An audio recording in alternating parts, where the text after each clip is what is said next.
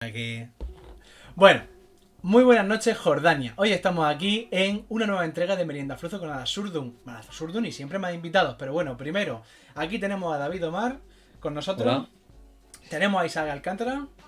Hola. Y yo mismo, Juan Jesús, para formar este Adabsurdum, este conglomerado australiano-murciano. Eso no ha quedado bien. Murcia-australiano. Bueno, un día ya lo iré refinando. Muchas gracias a todo el mundo por estar ahí. Vamos un día más a hablar de uno de los programas del Condensador de Flujo con un colaborador. Hoy traemos al barroquista, Miguel Ángel Cajigal, y un miembro del staff o del equipo técnico, como queramos llamarlo. Hoy está con nosotros Jesús Mancebón, subdirector del programa. Lo vamos a conocer, de hecho, el primero, porque tiene movida, tiene que estar con sus críos, así que ha pedido entrar pronto. Y bien, bueno, antes de eso, pues si David quiere recordarle a nuestros suscriptores lo magníficos que son, y a los que no lo son, que pueden ser magníficos. Claro. Los que ya son suscriptores son maravillosos, gente perfecta. Pero los que no son suscriptores todavía, pues todavía no lo sabemos. Es simplemente que no lo sabemos. No decimos que no lo sean, sino que no lo sabemos. Y para saberlo necesitamos que se suscriban, que es completamente gratuito si lo haces con Prime. Si tienes Prime, es que te sale gratis. Y a nosotros nos ayuda. Es que la gente no sabe lo que se pierde. Por cierto, Marta, muchas gracias, Kellenson, por esa suscripción de 5 meses. Lleva el tipo con nosotros. La leche. Y muchas gracias a Marta. Por cierto, Isaac, que sepas que Marta te invita a una cerveza fresquica. Lo he leído y me parece muy correcto. Te parece muy bien, ¿no? Bueno, pues muchas gracias a todo el mundo. No vamos a darle más vuelta a todo esto porque siempre al final nos enrollamos y no es cuestión de enrollarse mucho. Voy a proceder a enviarle a Jesús Mancebón, subdirector del programa, la invitación. Que de hecho hace rato me ha escrito y me dice, oye, ¿a qué hora es esto? Y digo, pues la verdad es que tenía que haberte avisado. Mientras tanto, ¿qué tal va? ¿Qué tal el último programa? ¿Qué os pareció? Os pregunto a vosotros. Pensaba que le preguntaba. Pues, ¿qué te vamos a decir? A mí me pareció muy chulo. Pero no somos objetivos, Jorge. Pero es que da igual que sea objetivo o que no lo seáis. Además, yo no sé si a vosotros os pasa, pero como ya lo has visto varias veces antes, cuando lo estás viendo en la tele ya no te pilla sorpresa, ¿no? También es verdad que verlo lo vemos poco porque estamos más mangoneando por las redes. Es lo que pasa. Nosotros ese día es un día de ajetreo, de redes sociales, de coordinación, y claro, no se disfruta y se disfruta igual. Ya. Pero sí, la verdad que la sensación en general es bueno. Es decir, el transcurso de los programas, la gente, por lo menos lo que dice la gente, es que parece que se van haciendo con la dinámica del programa. Parece que una vez que le pilla el tranquillo ya parece que te acostumbras al ritmo, te acostumbras a las secciones, ya conoces a ciertos colaboradores y como que ya en cierta forma es como si hubiera estado toda la vida el programa ahí. En realidad lleva poquito tiempo. ¿Verdad eso? Un poco, ¿eh? Parece que lleva 7 meses en emisión. Parece que lleva una vida. Bueno, a lo mejor no os parece a nosotros, por todo lo que ha habido detrás. Eso también es verdad. Porque es que la gente no se hace una idea de la cantidad de horas de trabajo que hay de muchísima gente para que luego salgan 55 minutos. Cierto es... A ver si nuestro compañero entra... Dice doctora Guillén, supongo que poco se habla de que hubo sillas por primera vez, pero no, se ha hablado mucho. Se habla mucho de eso. Mucho. Fue un hito en el programa y... Oye, en serio, ¿Sabes si se volverá a repetir? Mientras viene Jesús, en el chat seguro que hay alguien de esos que estaban como con el tema de las sillas.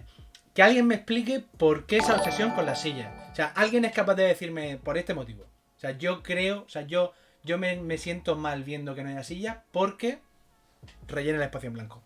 Porque es que si no, no lo entiendo, de verdad. O sea, es algo como muy... Lo que dice Sara, la gente está loquísima con el tema de las sillas. Yo tengo mi teoría, yo creo que es que la gente asocia el programa de historia a una especie como de debate o de mesa redonda, alguna especie de cosas así por el estilo. Y creo que asocian la historia a algo más sosegado, algo en lo que tiene que ponerse en común varios puntos de vista, varias personas, hablando al mismo tiempo. Y claro, el programa no está planteado de esa forma. Entonces, pues, que haya silla o no haya silla es un poco lo de menos. Pero claro, mucha gente se fija y le llama la atención a ese tema. Pues en principio está entrando... Le han metido a Jesús, pero no ha aparecido. Muchas gracias a Plomojado y a Isma por esas suscripciones. Una con Prime y otra. Ahí viene Jesús. Y Plomojado se ha suscrito con un Beam Metal. Eso está bien, eso está bien. Jesús, hola, ¿nos oyes? Hola amigos, ¿Qué tal? Hola. hoy ha venido a divertirse ad absurdum Jesús Mancebón, Jesús Manzón. ¿cómo estás? ¿Qué tal muchachos?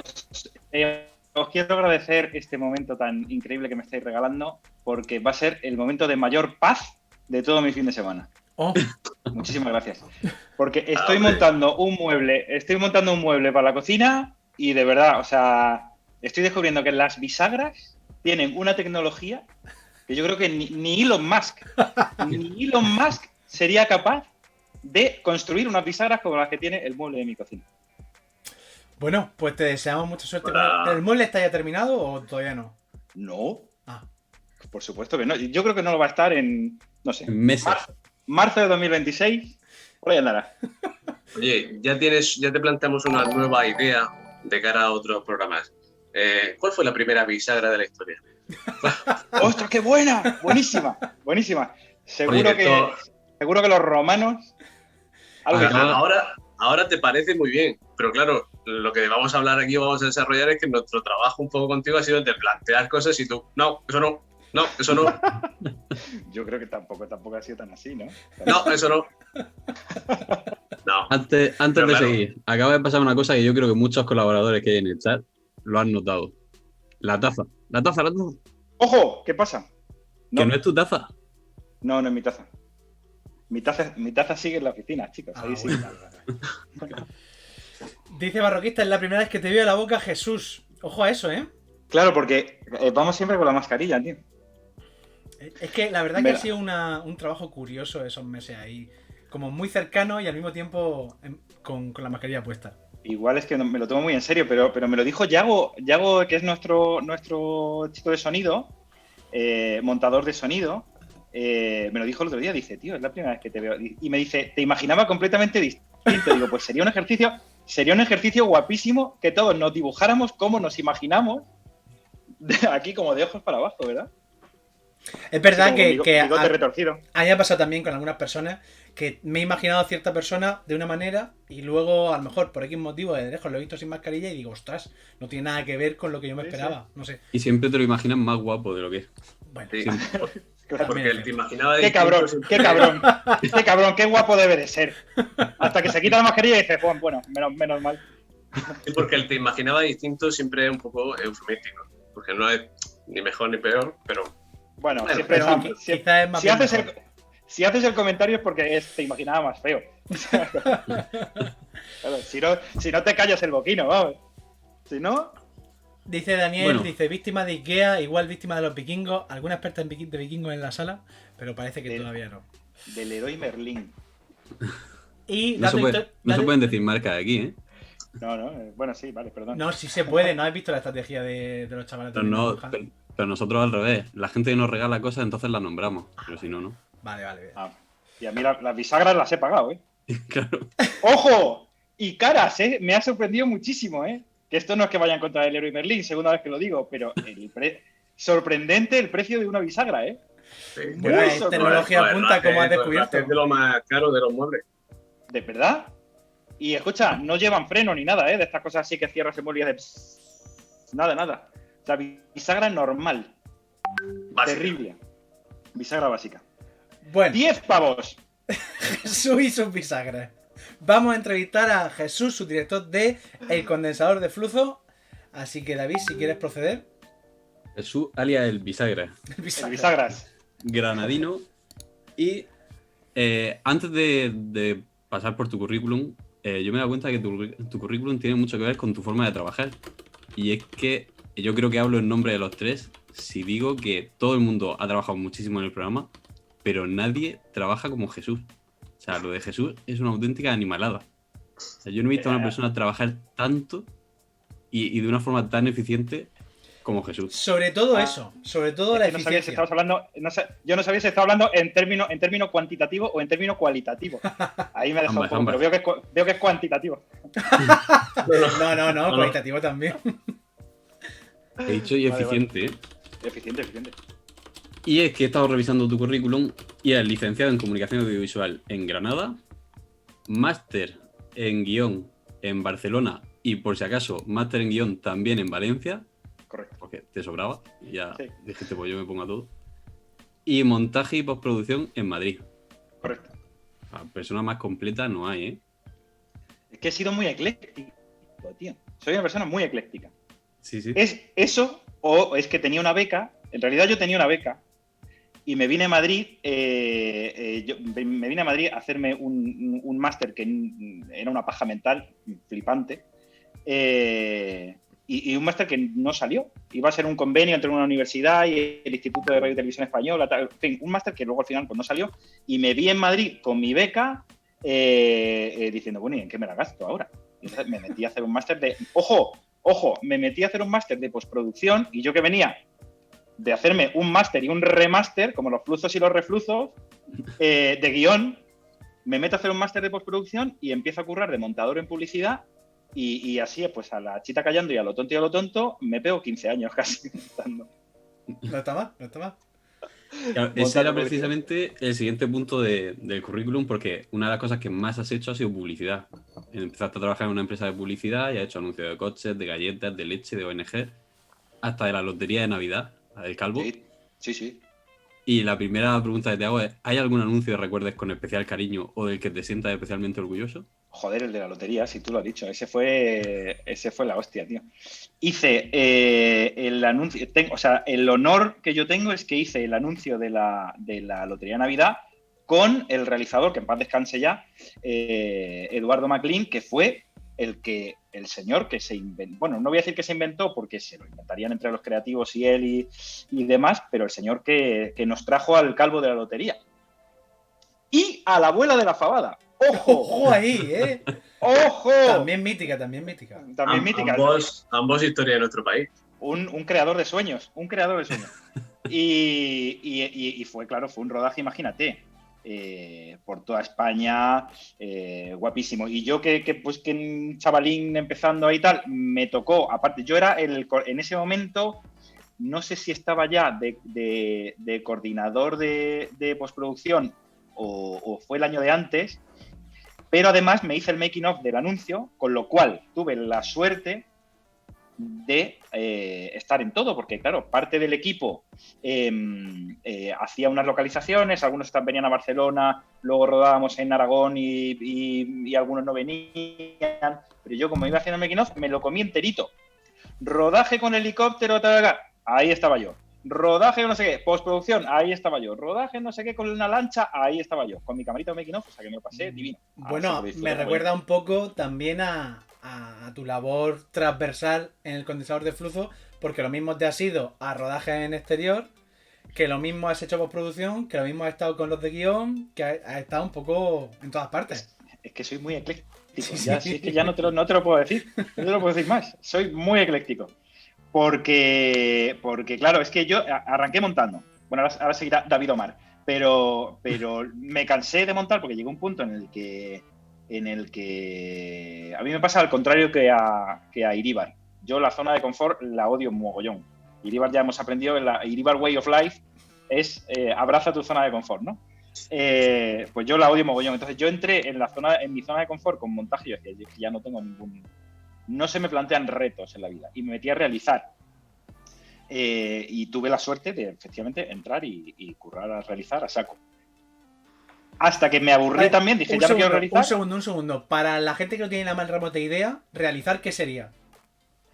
En publicidad, fíjate, en televisión, podemos explicar que, por ejemplo, en el condensador de flujo tenemos a un director, que es Aitor, y tenemos a un realizador, que es Javi. Entonces, el realizador, en este caso, en el caso de publicidad, realizador y director es lo mismo. De hecho, algunas veces se le llama director, otras veces se le llama realizador, ¿no? En televisión, por ejemplo, no. Tenemos un realizador que es el que se encarga exclusivamente de la imagen, de la planificación, de la incluso toma decisiones con el elección. En este caso, además, en concreto, en el condensador de flujo, Javi ha hecho ambas cosas porque es un máquina, ha hecho la iluminación y la realización, es el que va eligiendo los planos, es el que realiza el programa en cada momento, el que va marcando. Esta imagen la tenemos todos, ¿no? En el lugar, en el control de cámaras, cámara 1, cámara 2, cámara tal, ¿no? Vale. Y que luego esta persona también está en montaje y decide también parte del montaje junto con el director. El director al final tiene la última palabra. En publicidad diriges. El realizador también es director, ¿vale? O sea, también tiene un trabajo con actores y demás, siempre y cuando lo haya. Hay veces que no lo hay. Ok, más claro. Y entonces entré a realizar. Y entré a realizar publicidad y tuve la suerte enseguida de entrar a realizar también tele. Y no paré. Y luego entré ya al mundo del contenido, empecé a escribir y también, o sea, me cansé de realizar y me entré al mundo del contenido. Y el mundo del contenido he cerrado el círculo porque como hice el máster y el remaster del mundo del guión, pues ahí ya he cerrado el círculo y aquí me quedo. Porque estoy muy a gusto. Y ya está. Haciendo un poco de todo. Haciendo un poquito de todo y muy ecléctico. De hecho, lo que te iba a preguntar es que como tú has hecho guión, postproducción, montaje, dirección, has hecho de todo, también creo que eso es un poco, por lo que he estado viendo al hablar con Aitor y con producción ejecutiva y demás, que eso suele pasar mucho a la gente que os dedicáis a ese mundillo, que vais pasando de unos sitios a otros, como que no existe una especialización clara, sino que todos vais probando un poco de todo. Bueno, es que al principio cuando arrancas probando un poquito de todos. Eso es así, o sea, hay quien ha empezado de operador de cámara, luego ha pasado a director de fotografía, quiero decirte, de operadoras, de auxiliar de cámara a foquista, ayudante de cámara a operador de cámara a director de fotografía, pero te quedas como en el departamento de cámara. Hay gente que efectivamente como yo, que lo mío es un pelín más raro, que empezar con el guión de verdad en serio y ya pasarte de pronto a montaje o luego realizar es un pelín más raro, pero vamos, que no es ninguna locura.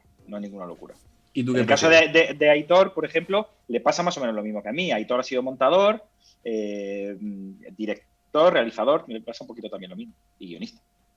¿Y yo prefieres? Yo prefiero el mundo del contenido siempre. Y por eso, ya te he dicho, aquí me quedo. En la escritura, en el mundo del guión, en el mundo de la escritura y en el mundo de la dirección. En eso me quedo. De hecho, Carlos y Pepón, los dos te nombraron a ti cuando estuvieron hablando de cómo se escribían los guiones y tal, y dijeron que tú estabas también participando en la creación de los guiones. Sí. Y a mí te iba a preguntar, como has hecho publicidad, también has hecho series, que has estado haciendo series con Disney Channel, has creado una serie propia, has hecho documentales, has hecho programas de televisión. ¿Cuál es el formato que más te gusta?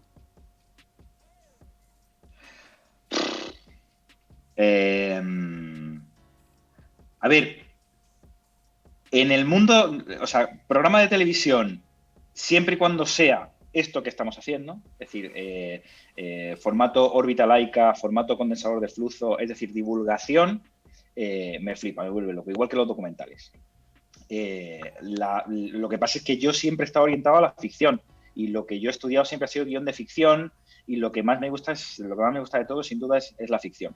Pero dentro del mundo de la televisión, es que he tenido también mucha suerte, porque, fijaos, lo que hice de realizador fue un programa que era un programa muy, muy humilde, muy sencillo, que era una adaptación para España de Brain Games, que es un programa de National Geographic, que es un concursito de juegos mentales y cositas así, pero lo hicimos Desafía para el tu mente, ¿no? Se llamaba Desafía tu mente, efectivamente. Pero que al final tuvo una aceptación muy, muy, muy, muy buena, a la gente le gustaba, era un programita de 20 minutos en el Access Prime Time de la 1, pues que era eso, de juegos mentales y tal, y luego lo explicábamos, ¿no? Explicábamos cositas del funcionamiento del cerebro, un poquito de neurociencia, un poquito de cosas, de educación en ciencia, ¿vale? Después caigo en órbita laica y después en el condensador de flujo, es decir, son para mí 3 formatos en los que tengo la sensación de que no solo estoy entreteniendo, sino que además estoy haciendo algo importante en cuanto a enseñar cosas, hacer que la gente aprenda cosas y ya de paso pues aprender yo también un montón. Aunque al final lo que me quedo yo son chascarrillos para contar a los colegas. Ya sabéis. Sí. Que Calígula no era tan malo, hombre, ya está. ¿Por qué? Ya me callo porque ya no sé, ya no me acuerdo. No, pero claro, te está dando la oportunidad, el ser tan ecléctico como dices y el hacer ese tipo de programas, te da la oportunidad de conocer a muchísima gente y especialistas cada uno en su tema. No sé si destacarías a alguien con el que digas, es que he trabajado con esta persona que es del mundo de la ciencia o es del mundo de lo que sea y que me ha parecido flipante poder estar al lado de esta persona? A ti, Isaac. Si es que... No sé. Sí es que es una suerte constante y sobre todo la suerte también, por otro lado, ya no solo de haberos conocido a todos vosotros, sino luego la suerte de haber acompañado a Miguel Iríbar y haber estado en sitios, pues eso, porque de pronto, pues fijaos, en este año me he encontrado con que creo que os lo conté un día así detrás de las cámaras, digo, la oportunidad de poder darte un paseo por Atapuerca con Arzuaga, ¿no? O sea, como, pues a ti que te lo quedas eso, ¿sabes? O sea, un paseíto con Arzuaga explicándote, pues mira, esta es Grandolina y esta es la cima de no sé cuánto y esto y tal. Y dices, joder, ¿Estás adelantando cosas? ¿Estás adelantando cosas? No pasa nada. Pero que es una suerte, ¿no? Sí. En órbita laica, pues de pronto, cuando estábamos medio ahí en pleno confinamiento, cuando reiniciamos un poquito grabaciones y de pronto que te abran el Prado, que estaba cerrado, y a primerita hora de la mañana te dicen, venga, podéis venir a grabar antes de que abramos al público y demás, y de pronto tienes el Prado para ti, lo cual es una suerte tremenda, ¿no? Tremenda. Entonces, pues las oportunidades que te da este trabajo, ¿no? De hecho, yo tenía preparada la pregunta sobre los viajes que te has pegado con Iríbar, pero claro, como no podemos adelantar mucho, solo podemos hablar hasta el momento de Madrid, Benidorm y Fresnedilla, tampoco podemos decir muchos sitios más, pero hay uno que sí que recuerdo que tú me lo contaste con ilusión, cuando volviste de grabarlo, que era el de Crímenes, el del vestido, el de corsé de Isabel II. Es que eso fue la leche, ¿eh? Es que eso es la leche, o sea que de pronto, pues claro, dice, bueno, pues vamos a ir a grabar el vestido de Isabel II, que el de Isabel II, que bueno, pues el cura Merino le metió ahí una puñalada, ¿no? Y que de pronto te lo saquen y lo puedas tocar, ¿sabes? O sea, dices, pues esto es historia pura, tío. Y que luego descubras cosas como que, bueno, ¿y esto por qué? Y que se lo digas detrás de las cámaras y luego aparezca eso en el programa. Le diga, bueno, ¿y esto por qué sigue aquí la sangre de la reina? Y que te diga, bueno, pues... Buena respuesta por su parte, que me gustó mucho. Bueno, pues no lo lavaron. Porque no lo hemos ni lo lavaron, ni lo hemos lavado nosotros. Si no lo lavaron ellos, no lo voy a lavar yo. El momento fue magnífico. Sí, ¿Y por qué no sé? Pues evidentemente no lo lavaron. Bueno, yo esperaba una respuesta, te tengo que ser sincero, una respuesta de, bueno, pues porque estamos trabajando en el ADN, de no sé qué, tal. Porque no se ha lavado. Claro, pero es que lo mejor es cuando encuentras estas respuestas. Tú vas esperando como algo muy técnico, muy científico y de repente, bueno, pues mira, porque no... Por la realidad, la vida misma. Todo es mucho más peregrino, ¿verdad? Sí. Claro. De hecho, a mí Miguel Iríbar me contó algunas de esas, pero yo te lanzo la pregunta a ver si tú recuerdas alguna. ¿No te ha pasado que de repente a un entrevistado, tipo la mujer que apareció el otro día de Benidorm, que era vecina de Benidorm, o el hombre que vivió lo de Fresnedilla, preguntarle, oye, ¿qué sentiste cuando tal? O qué, y que él dijese, nada. O no, como ha habido un acontecimiento histórico súper importante y en realidad esa persona no es consciente de esa importancia. Que, vamos a ver, vamos a desvelar cositas. Es que eso pasa todo el rato, David. Eso pasa todo el rato. Entonces, hay veces que le tienes que decir, hombre, San Manuel Basayote, que es el de Fresnedillas, un señor decir, no, pero si no, ¿sabes? O sea, si yo estaba ahí pintando una puerta y dijeron que había llegado la luna y entonces, bueno, pues sí, pues yo me dije, dejad de pintar la puerta. Y digo, hombre, entonces ahí para las cámaras, ahí tienes que parar. Hay que guiar un poco a la gente. No, ojo, nunca... Esta cosa, ¿no? Decir que la realidad no te estropee un buen titular, no. Es que te cuente las cosas, pero dice, bueno, cuéntamelo de otra manera, porque así dicho, no, y que te lo cuenta, le buscas un poquito que te lo cuente con un poquito más de emoción. Porque al final, un poco de épica sin que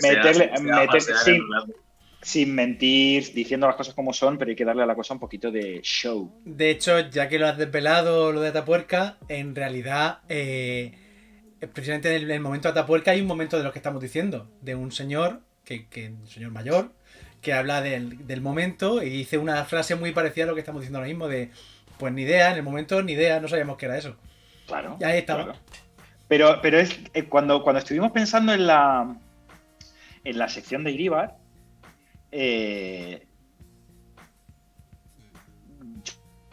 que lo hablamos entre nosotros, además, con vosotros tres, lo decimos entre todos, cómo se construye también la historia, ¿no? Y que es súper bonito pensar que la historia también se construye pues con estas cosas tan normales, ¿no? De estas cosas que cuentan de abuelos a nietos, y esos nietos luego se hacen abuelos y se lo cuentan a sus nietos y así, ¿no? ¿Y cómo se transmiten las cosas? Pues a veces se transmiten con esta naturalidad, ¿no? Y después el hombre llegó a la luna, pues bien, yo estaba pintando una puerta. Entonces, eso Correcto. era maravilloso para la sección de Iríbar, que era exactamente lo que andábamos buscando. Y, hombre, pues claro, Frenedillas participó activamente, porque tú vas con tu pregunta maravillosa y esperas tu épica respuesta, ¿no? Frenedillas participó de manera muy activa en la llegada del hombre a la luna. Hombre, muy activa, muy activa. Sí, a ver, yo le hice un par de muebles al director de la estación. Dice, bueno, hombre, sí. Sí, hay que poner en valor cada cosa, hay que ponerla en valor. Todo, ese es un pequeño granito de arena de Frenedilla de Oliva a la llegada del hombre a la luna. Claro, tú en ese sentido has puesto mucha cordura y mucha lógica en el programa porque, claro, nosotros proponíamos X cosas y nosotros desde nuestra perspectiva de inocentes, totalmente nobles en el tema de televisión y del audiovisual, sí, esto está guapísimo, nos parece súper interesante. Y tú, o Aitor, sí, pero esto es la tele, ¿cómo planteas esto en televisión? ¿Qué tiene de espectacular esto? ¿Qué tiene de visual? Claro, o sea, había, o sea, yo creo que si acaso todas las lluvias de ideas que hemos tenido, ¿no? Han sido un poco de que vosotros proponíais cosas que efectivamente pues eran muy interesantes, no recuerdo ahora ninguna en concreto, pero Eran interesantísimas, pero... Sí. Pero bueno. No, una cosa sí, de Vale. hecho a mí me pasa continuamente y más con el programa que no llegaba un momento que teníamos tantas reuniones, tanto contenido, hablábamos de tantas cosas que ya no recordábamos qué se había propuesto y qué no se había propuesto, o sea que... Claro. Esto No, pero me refiero a que, claro, vosotros decíais, bueno, pues vamos a hablar de no sé quién, ¿no? Y entonces Aitor y yo decíamos, bueno, hablamos de no sé quién y ¿a dónde podemos ir? Bueno, pues podemos ir al museo no sé cuánto. Y digo, vale, ¿y luego qué? ¿No? A que nos enseñen un documento, a que nos enseñen ahí una... hombre, es que nos enseñan el Tratado de Tordesillas. Hombre, ya, vale, fenomenal. ¿Y luego qué? Y yo creo que eso era nuestro brainstorming, ¿no? Y por eso lo de no a esto, tal, porque yo era todo el rato, ¿y luego qué? ¿Y luego qué? ¿Y luego qué? No, pero que ha sido lo digo desde un punto de vista de verdad enriquecedor y formador. Es decir, Claro, nos has formado en esa perspectiva de la que nosotros éramos totalmente nulos. Claro. Y ahora vemos la televisión y todo este mundo desde otra perspectiva, obviamente. ¿Cómo están las piezas de Iríbar? ¿Cómo están? Buah. ¡Buah! Canelita en rama, ¿eh? La gente Néctar. lo destaca mucho lo chulo que está eso, lo chulo que está. Bueno, Néctar. y el trabajo de Ibar, por supuesto. Hombre. Pero sí. Y de César. Que los planazos Sí. son unos planazos increíbles y íbamos pero volando. Como yo no sé cuál ha sido el último que se ha emitido, porque vosotros sabéis que yo voy como 4 o 5 programas por delante. Benidorm. Vale, bueno, en fin, pues Benidorm, por ejemplo, yo ya andaba nervioso ya en el tren por la mañana, de lo rápido que tenemos que ir haciendo las cosas, porque nos tenemos que ceñir a unos horarios y a un plan determinado, ¿no? Para hacer las cosas, y para que queden como están quedando las piezas, claro, tienes que ir a una velocidad increíble, ¿no? Entonces ahí yo me quito el sombrero con César Regidor, que es el operador de cámara que hemos llevado, porque el tío, vamos, ya lo estáis viendo, los planazos que se sacaba de la manga, pero de llegar a un sitio y decir, ¡pa! Aquí, ¡pim! Y planazo. Ya está. A lo siguiente. Sí, pero volando. ¿Se puede desvelar cómo se grabó uno de los planos? Creo que precisamente... No. No sé. ¿Qué dices? ¿Una silla de ruedas? ¿Te suena? Ah, sí. No, sí, bueno, sí, una silla con ruedas, una silla de escritorio, pero eso es un clásico, tío. Es un clásico. Hay un plano en el VTR de Iríbar del Curta Merino, que es un traveling. Es que yo, claro, cuando me dijeron, vamos a ir al archivo del Museo Arqueológico, yo dije, ahí me hago yo un traveling, pero vamos.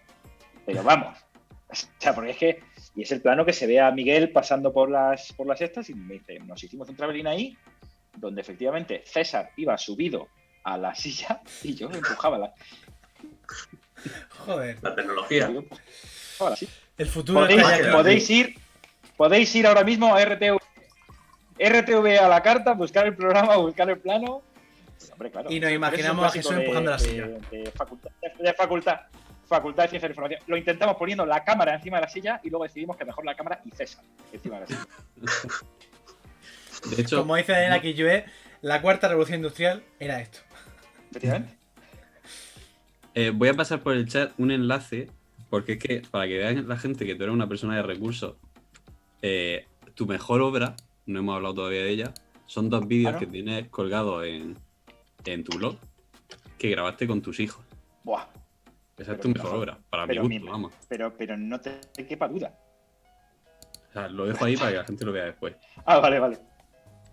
Y como tú, o sea, yo creo que eres el primer invitado que tiene una visión realmente, bueno, no, producción ejecutiva también, pero una visión así muy global de todo lo que es el proceso, desde el principio hasta el final, de cómo está siendo el resultado y demás.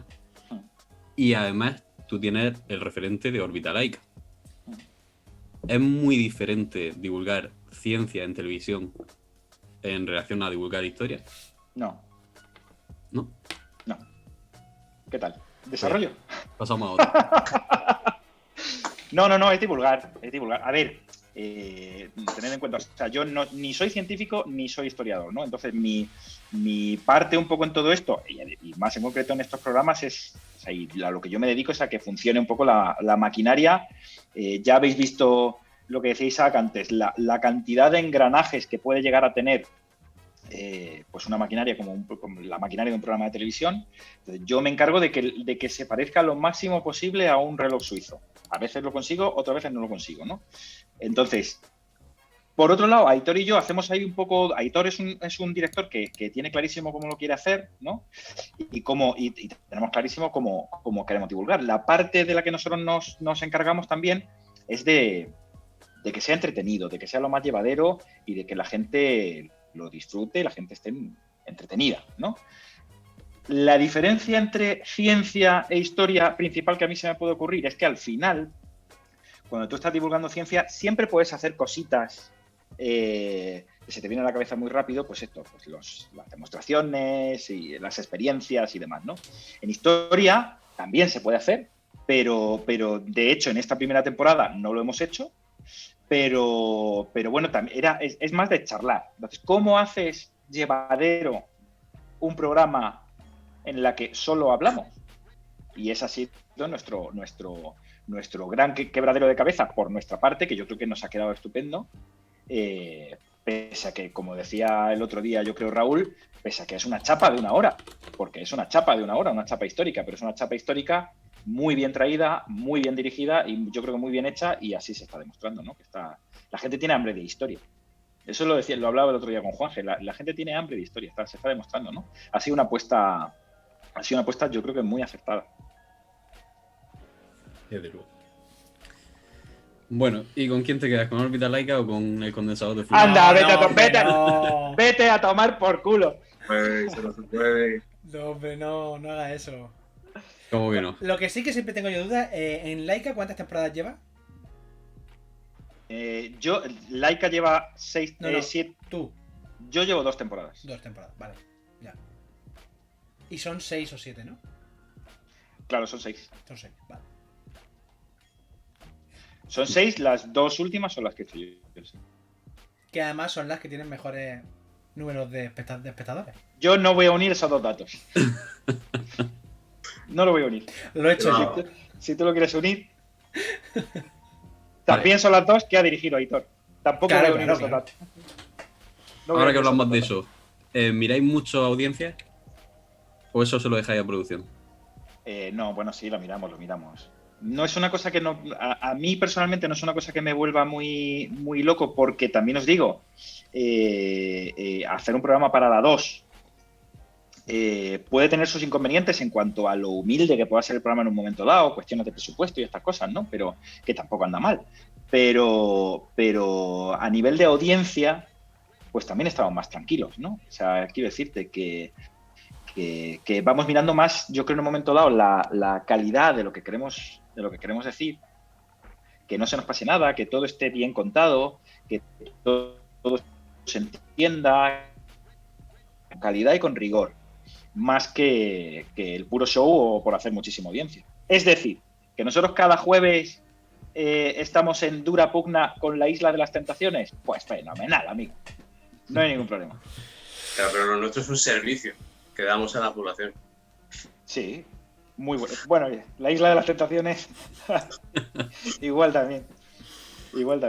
Pero también creo que la Isla de las Tentaciones no nos quita audiencia a nosotros. Bueno, a lo mejor el target de público no es exactamente el mismo, pero, efectivamente.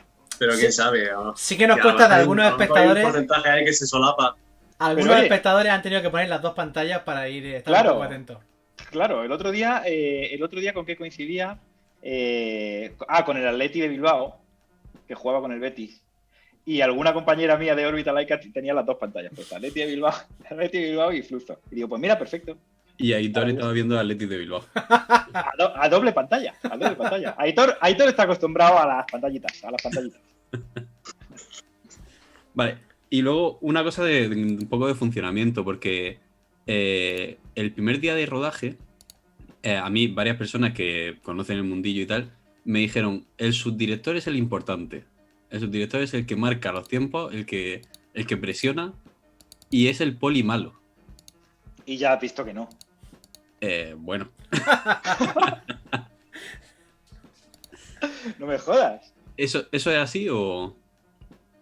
No, Quiero decir, Aitor es verdad que... Bueno, es que Aitor y tú sois dos mundos distintos.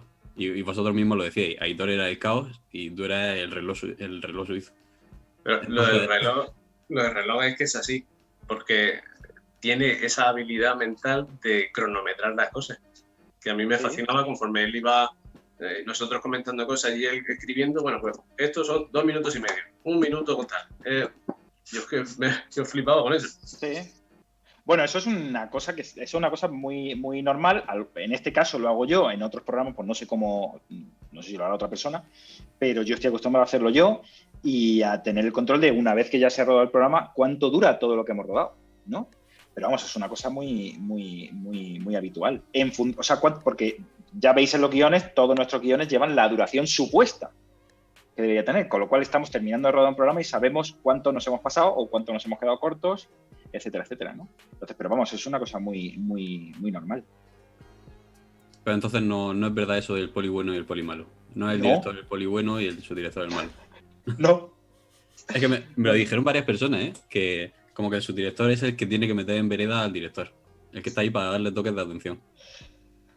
A ver, yo, digamos, en la extraña pareja que en un momento dado podemos hacer Aitor y yo, es que, digamos, él está más su labor es, te puedo decir, un 90% creativa, 10% organizativa, y la mía puede ser un 80% organizativa, 20% creativa, por ponerte un ejemplo, aunque luego es verdad que hemos tenido nuestros brainstorming juntos, con vosotros, con los guionistas, yo me he ido a rodar con Iríbar, en fin, que hay una labor creativa también por mi parte, pero principalmente es que las cosas vayan fluyendo. Pues cuántas veces os he llamado, oye esto, oye lo otro, tal, una idea para esto, una idea para lo otro, esto tiene que estar para ayer, ¿sabes? Pues este tipo de cosas, pero nunca en el sentido de poli bueno, poli malo.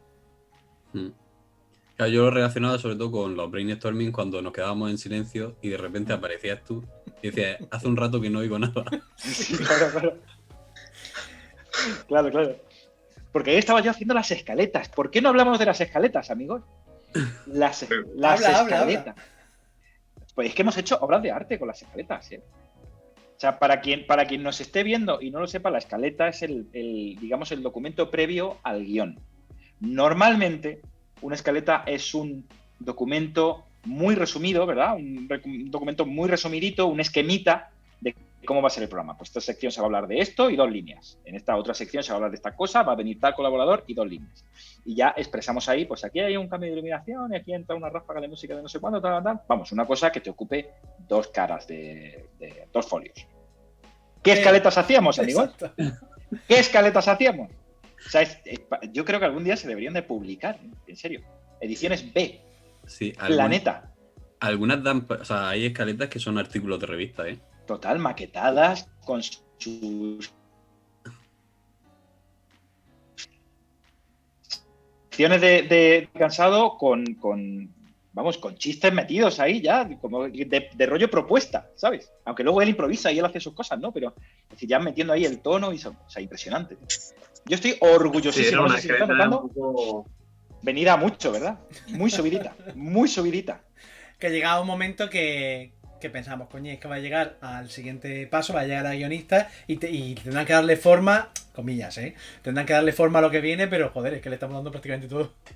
Pero escucha, es que lo bueno es que luego llegaba a Carlos y a Pepón y los cabrones, tío, con todo el cariño, es que luego lo mejoraban y es que ya era el remate del tomate, o sea, venía muy bien.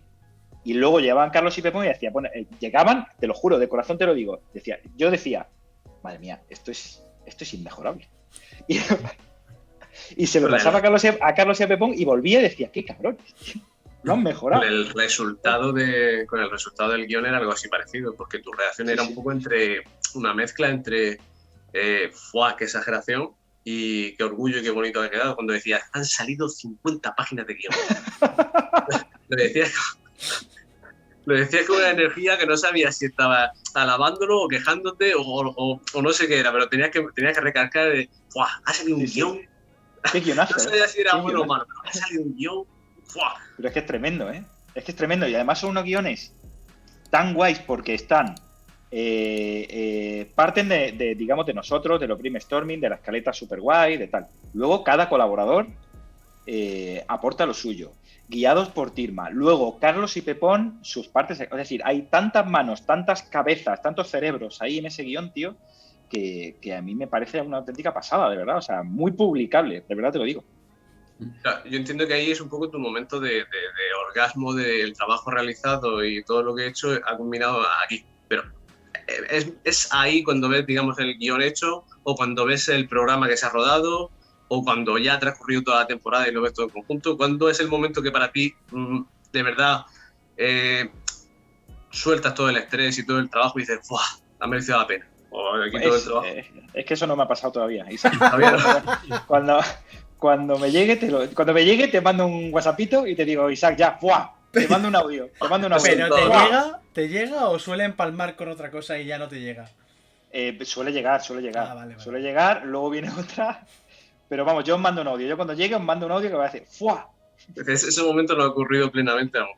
Es decir, ese Nirvana todavía no lo ha alcanzado. No, y lo que pasa es que, claro, en un programa de televisión, en estos 13 programas, claro, terminamos un guión. Guapísimo, tal. Y ahí tienes un mini ¡fua!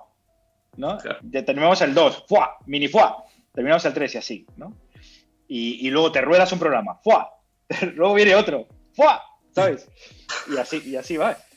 Hombre, es verdad que el final de las grabaciones también fue un ¡fua! Importante. Sí. Una cosa menos. Sí. Hubo quien se puso malo, claro. Sí. Esto de acaba grabación, te bajan las defensas y ¡fua! Te pones malo. Pero eso sí que pasa siempre, ¿eh? Eso pasa siempre. Yo, de hecho, cuando terminé, hubo una parte en la que yo ya terminé terminé porque tenía que terminar, porque tenía que concentrarme en el programa, de irme a que la verdad me dio muchísima pena de salir a grabar con Miguel y con César y a grabar las piezas de Iríbar.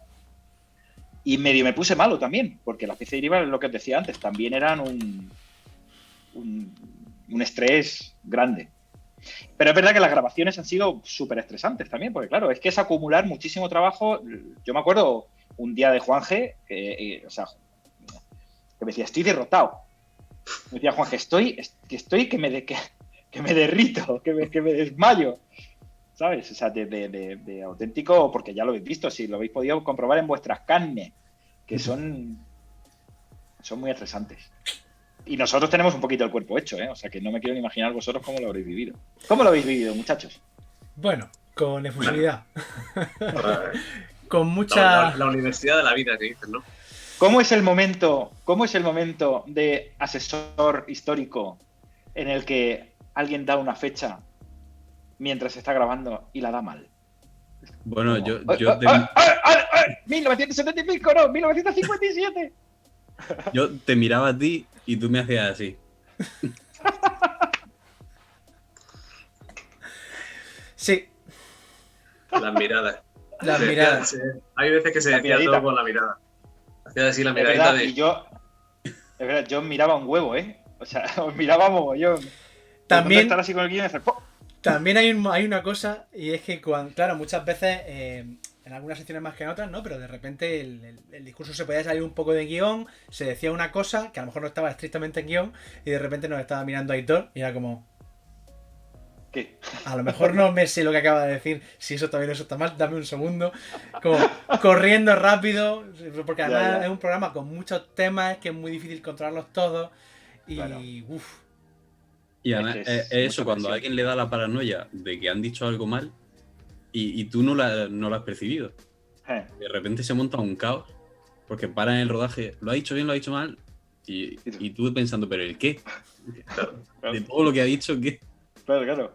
Ha habido un momento también de miradita de perrillo que se ha meado en la alfombra, así como de, bueno, a ver, todos somos humanos y en un momento dado, a ver, podíamos estar grabando y por un instante, estar pensando, ¿anoche cené pasta Sí. o cené? Y ya está, y luego vuelves, pero justo en ese momento se ha dicho una fecha o se ha dicho un nombre, ¿no?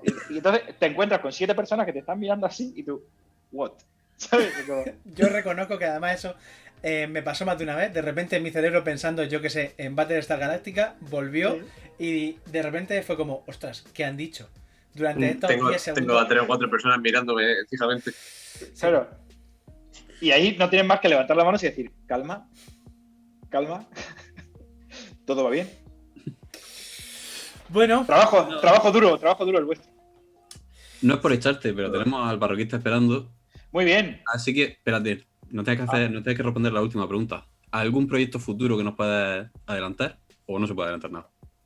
Creo que no puedo. Pero Creo que algo, no puedo. Algo hay, pero no ¿Te puedo. vienen cositas?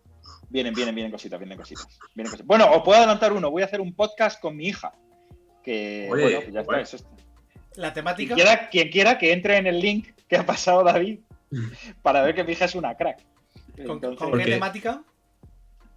Pues mira, tener temáticas con mi hija de 4 años es muy complicado. Ya partamos de esa base, de que la Ecléctico. temática es imposible. Es mucho más ecléctica que yo, pero bueno, creo que va con la edad. Entonces, yo voy a intentar divulgar algo con ella. Es decir, el rollo es, la idea inicial de la que parto es, voy a intentar explicar cosas muy complejas a través de mi hija. ¿Vale? ¿Vale? Todo viene de la base de que un día me intentó ella explicar lo que era el coronavirus y me pareció tan flipante que me intentara explicar lo que es el coronavirus, cómo se hacen las vacunas, etcétera, que dije, bueno, pero sí, aquí, ¡ojo! Y entonces dije, pues esto tiene un podcast, tío. Y entonces, pues nada, vamos a hablar podemos hablar de historia, podemos hablar de neurociencia, podemos hablar de química, podemos hablar de mandangas así y que ella nos lo explique. De todo un poco, eso está bien. Muy guay. Claro. Yo le digo, Chispi, ¿qué es el SARS-CoV-2? Y ella me suelta una mandaca. Y ya verás Hoy tú los qué guay. agujeros de gusano. ¿Qué es un agujero de gusano? Y ya verás tú lo que... ¡Ya! ¡Uy! ¿Cómo le diga eso? ¡Ja! Pues nada, Agujero de gusano en una frase. Cuando tengas el podcast nos pasa el enlace y damos publicidad. A difundir. Muchísimas bien, amigos. gracias, Jesús. Un placer. Mañana seguimos. Mañana seguimos. Lo Pero sabemos. nosotros seguimos al tajo. Lo sabemos. Venga, lo sabemos. chicos. Por cierto, tiene un correo. Tengo un correito. Vale. Lo acabo de contar. Va a llegar un correo. Pero ve, David, ahora estamos a lo que estamos. Voy a montar unas bisagras que tengo ahí pendientes. Venga, ánimo Venga. con la bisagra. Hasta Venga, luego. chicos. Chao. Adiós. Nuestros espectadores a lo mejor han notado que hay música. No sé si, a lo mejor es que no hay música y yo creo que sí hay. Bueno, a ver, yo la estoy oyendo, ¿eh? No sé si ellos lo estarán oyendo. Pero le está dando un rollito al tema. Ahora, si me dicen que no lo escuchan, pues no le está dando ningún rollito. Sí, lo están oyendo. Perfecto. Es una música que de hecho nos mandó Matt Cini, que es un chaval que se dedica a hacer música. Y nos la mandó al correo diciendo, esta es mi lista, tenéis permiso, aquí está el permiso para ponerla. Y yo dije, pues mira, Además está chula. Vosotros no podéis oírla, pero está chula. Si queréis luego os paso la lista y la escucháis. Ya te vale. Te creemos. Vale, Barro, te he enviado ya el enlace, que estaba buscándolo. Es que es verdad que algunas veces, escuchando después el podcast mientras lo subía a algún sitio, etcétera, decía, uff, falta un poco de bisagra al sonido. Y el volumen sí, la verdad que le he estado dando vueltas pues, de sonido y creo que se ha quedado bien. Veremos a ver otras veces si le doy el toque o no. De hecho, voy a pasaros el enlace. Porque yo que sé, si el chaval es tan bajo, pues compartir, copiar el enlace de la playlist. Por si alguien quiere el enlace. La música oficial de Absurdum viene por ahí. Vale. Ahí viene Miguel Ángel. Hombre, Todavía no te vimos. A ver. ahora, Ahora, ¿qué tal? ¿cómo andáis? ¿Bien? Bien, bien, bien. Espérate. ¿Qué? ¿Me oís bien, verdad? Sí, sí. Vale, voy a hacer aquí un cambiazo sutil a la par que elegante. Ujú. Bien, perfecto. Creo que bien, ¿no? Te oye ¿Cómo perfecto, estáis, con lo cual chicos? todo bien. Muy bien, muy bien. ¿Y tú? Bien, bien, bien. Con ganas de hablar con vosotros, que hace la tira que no os veo. Bueno, a Isaac nunca coincidí con él. Hola, Isaac. Bueno, bien, Ángel. Y a David Encantado. hace la tira. O sea que ahora nos vemos más por otros derroteros. Por otro O sea que derrotero. guay. Por redes, por redes. Por las redes. Bueno, pues vamos a hacer una pequeña presentación, una pequeña bio para la gente que no te conozca, si es que queda alguien, que alguien quedará, supongo. Miguel Ángel Cajigal, barroquista, historiador del arte, investigador. Bueno, yo voy a decir muchas cosas, a lo mejor algunas, pero vamos, en principio son todas públicas. Investigador predoctoral en la Universidad de Santiago de Compostela, educador de la Fundación Ciudad de la Cultura de Galicia, de la Junta de También. Galicia, desde 2013. También. Director del máster en Educación en Museos y Espacios Culturales, También. divulgador, que un Sí, poco a lo bruto. a lo bruto, que pues está aquí. Con el caño gordo. Con el caño gordo. Habla en la radio galega, formas parte del canal El Pasquino, ha sido comisario en diversas exposiciones, etcétera, etcétera, etcétera. Y bueno, eres Pues colaborador en el condensador de flujo. Ahí. Soy de la gente que mola, ¿no? Ostras. Bueno, eso ya te lo pones tú. Pero bueno, eres un puñado de cosas. Sí, de hecho acabo de estar repasando una asignatura del máster que empezamos la semana que viene y estaba repasando justo antes de entrar. O sea que ahí andamos. Y semanas de 7 días, que es lo que tiene la vida. La vida. ¿Qué os voy a contar que no sepáis, queridos míos? Bueno, la primera pregunta un poco banal, entre comillas, pero siempre me gusta hacerla, que es que recomiendes algo, ya sea de ocio, ya sea un ensayo, una película, lo que te apetezca, a la gente. Algo que últimamente te estés leyendo, viendo, te haya gustado. Pues mira, estamos viendo ahora mismo Ricardo III de Benedict Cumberbatch. No sé si lo habéis visto. No, Es y no una sabía que existía. Es una versión de BBC de la Guerra de las Dos Rosas, muy chula. Y yo no lo había visto, es de 2015. Y fue a raíz de, como pasa mucho con estas cosas, ¿no? Fue a raíz de la histeria colectiva esta que alguna gente tuvo con que en los Bridgerton aparezca una reina de Inglaterra negra, que es muy divertido, que es como... No veis mucha ficción británica, o sea, porque en esta secuencia de todas las obras del ciclo de la Guerra de las Dos Rosas de Shakespeare, la reina de Inglaterra es negra también y tiene 5 años la serie y es como, vais de cultos pero no veis mucho, ¿verdad? Porque tendríais que haberos enfadado hace 20 años porque haya gente negra haciendo de personajes europeos históricos que no eran negros, ¿no?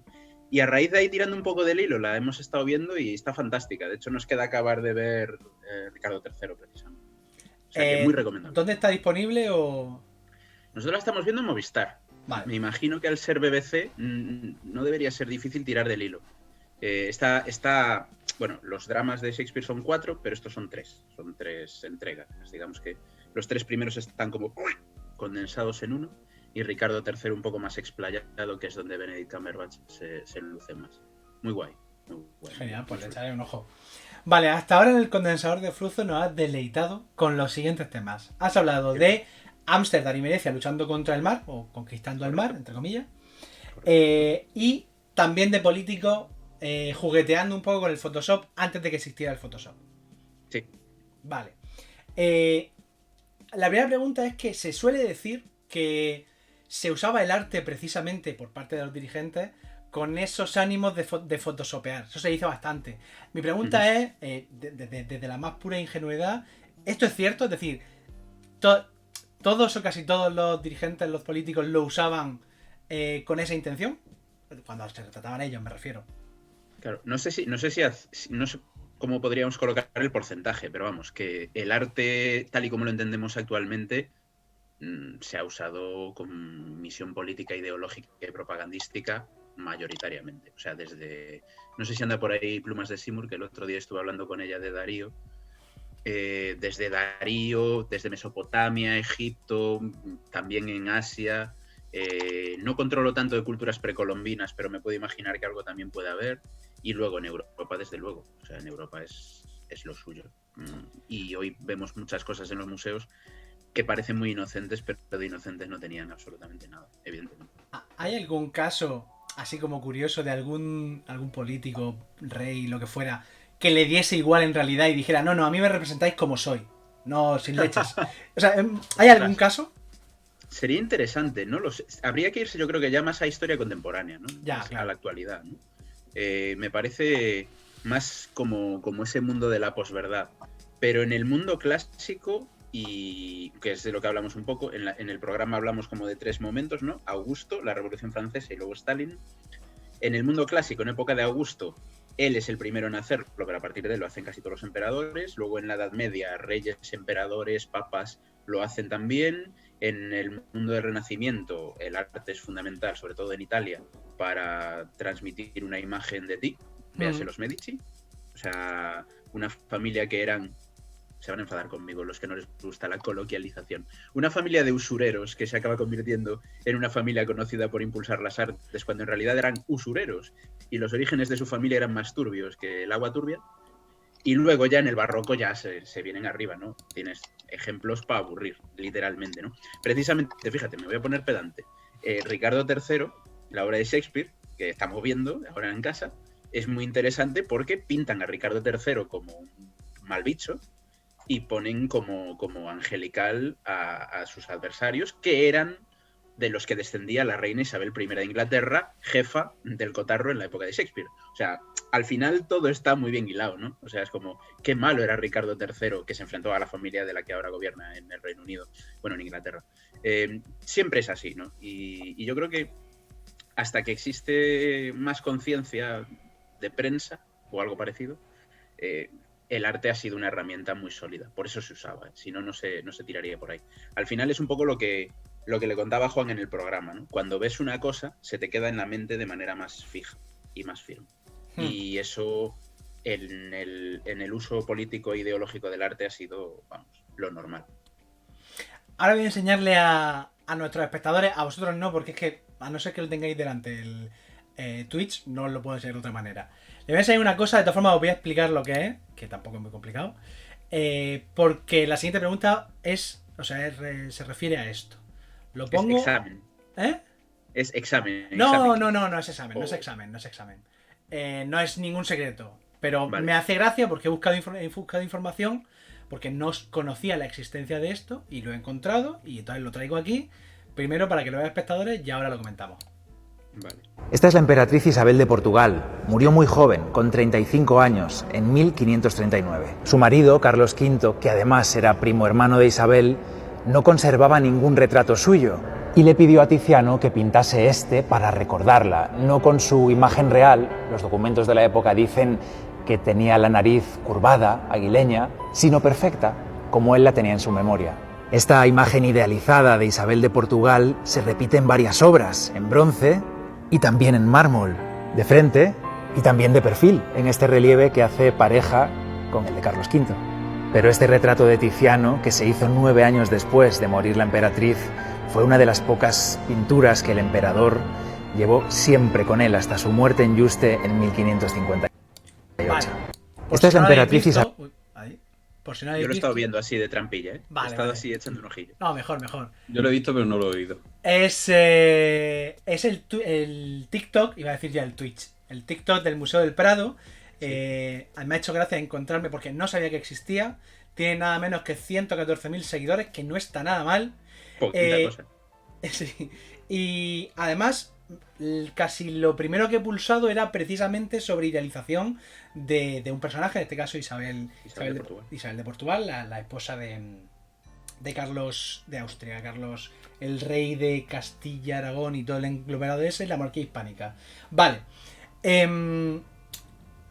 Como he charlado contigo al respecto, quería preguntarte precisamente por el hecho de que un museo, ¿qué significa y si es positivo o negativo que un museo como el Museo del Prado se expanda en redes?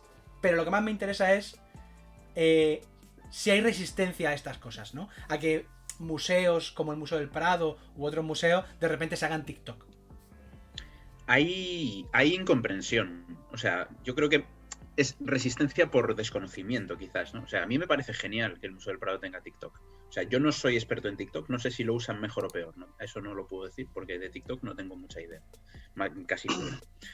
Pero a mí me parece que está muy guay, ¿no? Es decir, al final se trata de usar todos los canales a tu disposición para contar lo que quieras contar, ¿no? Si te funciona y te adaptas, pues hace 80 años a lo mejor había gente que le escandalizaba que los museos y que los historiadores fuesen a la radio, ¿no? Lo sé. Y hoy día se entiende más o menos normal, ¿no? Al final, el canal es lo de menos, siempre que lo que tú quieras contar lo tengas claro y llegue, ¿no? Y yo creo que eso es importante. Sí es cierto que yo veo que hay gente como que, no sé, como que les da fatiguita esto de ver que se habla con normalidad de las cosas o que se puede comentar sobre Isabel de Portugal sin necesidad de no sé, de coger una copa balón de coñac y de arrebozarse ahí en el sillón, ¿no? Acariciando un gato, no sé exactamente cuál es la imagen de la gente esa gente no osaría llamar a Isabel de Portugal influencer, por ejemplo. Calla. Fíjate que, aparte, ahí Juanja ha estado muy fino porque me ha puesto Isabel de Portugal, que es uno de mis amores platónicos históricos, por no decir el amor platónico histórico, que no era así. O sea, justo esas imágenes que se han visto en el TikTok son todas falsas. O sea, no era así Isabel de Portugal. Cuando se hicieron la mayoría de esos retratos, Isabel de Portugal ya llevaba mucho tiempo en el hoyo, como dijimos en el programa, ¿no? Y es interesante, ¿no? Yo no sé si Isabel de Portugal era más o menos influencer, pero bueno, personas con capacidad de influencia siempre ha habido, ¿no? Y su hijo Felipe II era bastante más que un influencer. Sí, yo creo que una reina en general tenía que ser un poco influyente, aunque sea un poco. Di tú que sí, ¿no? Por lo menos en el entorno inmediato, con muchos menos medios, pero eso siempre ha existido, ¿no? Yo, ahora que habla Isaac de la palabra influencer, yo creo que es una palabra que me da la sensación de que no se entiende bien, porque aparte de que es una palabra con significado y que el significado tú puedes utilizarlo para lo que quieras, es cierto que tiene una connotación muy relacionada con las personas que viven de publicitar en las redes sociales, especialmente en Instagram, pero es que ha existido siempre. Es decir, hace 30 años el Museo del Prado inauguraba una exposición y a la inauguración invitaban a 4 o 5 escritores famosos. ¿Por qué? ¿Para qué invitaban a 4 o 5 escritores famosos cuando no existían redes? Pues para que ejercieran de influencers, básicamente. Lo que pasa es que ahora tiene un nombre, y ahora que tiene un nombre y es en inglés, como que parece que es todo muy moderno, pero está así. Hay que entender que el concepto existía ya antes de que existiese esta palabra. Incluso antes de que existiera el concepto, existía la práctica. Es decir, al final se trata de eso, ¿no? Se trata de personas que han vivido de expresar su influencia. Esto es de toda la vida, por favor. O sea, se puede rastrear muy, muy atrás. Es que si dices que Felipe II no era un influencer, yo creo que era un negro legendario, porque vamos, negar ¡Catapum, pum! Vamos a meter todos los huevos en la misma cesta. Es que meterse con Felipe II por eso es verdad que ir contra España. Es ir contra España, dilo bien. Sí. Tengo por aquí la biografía de Geoffrey Parker de Felipe II. Puedo jurar. Ya ni se puede hablar bien de la gente. No, es tremendo. Pobre Felipe II, que le llaman influencer en la tele. Sí, dice Sara Barro que te estás embarrando. Dice Agripina que Auctoritas incluso la tenemos en Roma. Y Pitsur que la Preisler ya existía antes de los influencers. O sea que... Mira, la Preisler es un gran ejemplo, ¿no? De influencer antes de que existiera la palabra influencer. Pero vamos, que por favor, o sea, es que yo de verdad hay cosas que me superan a veces. Y esa es una de las más así, ¿no? Es como, ¡ay, Dios mío, microinfartito! No pasa nada. O sea, yo creo que lo que mola del programa, y yo creo que es una cosa que antes la comentaba Jesús, y yo creo que tiene toda la razón, es esa idea de que charlamos de historia como si nos interesara, ¿sabes? Vamos a hablar de historia como si fuera interesante. Y yo creo que hay gente que no es capaz de superarlo, de verdad lo digo. O sea, que cree que para hablar de historia hay que llevar, no sé, 335 notas a pie de página y cosas por el estilo, como si en cualquier otra disciplina de conocimiento no se simplificase constantemente. O sea, yo cuando veo a esta gente, me imagino al fantasma de Stephen Hawking entrando en todas las clases de matemáticas de primaria del mundo, cuando dicen 5 por 5, 25, y sale Stephen Hawking y dice, bueno, habría que matizar eso. Es como, hostia, chaval, venga, vamos a matizar, ¿no? Es muy cómico en realidad, ¿no? A mí me resulta... A ver, lo que mucha gente tiene que entender es que esas 35 notas a pie de página están, pero están implícitas. Es decir... Claro, es que, o sea, yo por ejemplo... con lo de Felipe II, yo me quedé un poco frío con la cosa rara, ¿no? Que es cierto que fue muy minoritario, ¿no? Por otro lado, porque el programa está generando un movimiento muy guay en redes y hay un apoyo que es muy guay, ¿no? Pero, por ejemplo, en la sección de esta semana, estos días estuvimos debatiendo mucho en redes, y muy guay además, sobre cuando yo dije esto de que Augusto se había pasado cuchillo a un montón de gente y luego iba como de, la paz, yo soy un pacífico nato, yo aquí, vamos, tengo un corazón que no me cabe en el pecho. Y claro, me decían, no, bueno, pero las proscripciones también participó Antonio y a lo mejor Antonio era más... Sí, no, pero no estábamos hablando de Antonio, estábamos hablando de Augusto. O sea, si nos ponemos a hablar de las proscripciones, pasó el programa. O sea, yo no tengo tiempo para hablar de las proscripciones en la tele, porque entre las 3 páginas de guión que se me cargó Tirma para esa sección, porque no cabía. Y luego, lo que no se queda, porque no cabe tampoco, pues van muchos matices y todos los demás matices. Y al final podríamos hacer una temporada entera solo de Augusto. Claro, y que pero entonces... es muy gracioso el que dice, pero es que no has hablado de... Claro que no he hablado de, porque no hay tiempo, es lo que tú dices. O sea, íbamos a hablar de un tema concreto que es este, y ya se ha hablado de él. Por cierto, teniendo eso en cuenta, que sepas que una de las reclamaciones que más hemos visto por redes era hablar de Stalin. Y bueno, pues has cumplido el sueño de mucha gente en Twitter que reclamaba que se hablase de Stalin y lo pusiéramos en su sitio a ese asesino. Y ya, pues ya se le ha puesto. Pues sí, a ver, bueno, no sé, es como... Madre mía. La verdad es que es muy interesante. Voy a decir aquí una cosa, como estamos en la merienda y no tenemos tanta presión, para mí la relación mental fue clara, porque si hay un personaje que se parece a Augusto, es Stalin. Joder, catapum, pum. Bueno, pasamos a la siguiente pregunta. Es que es verdad, o sea... Bueno, en realidad si quieres desarrollar lo que quieras, que luego ya lo sacará la gente el clip y rulará por ahí.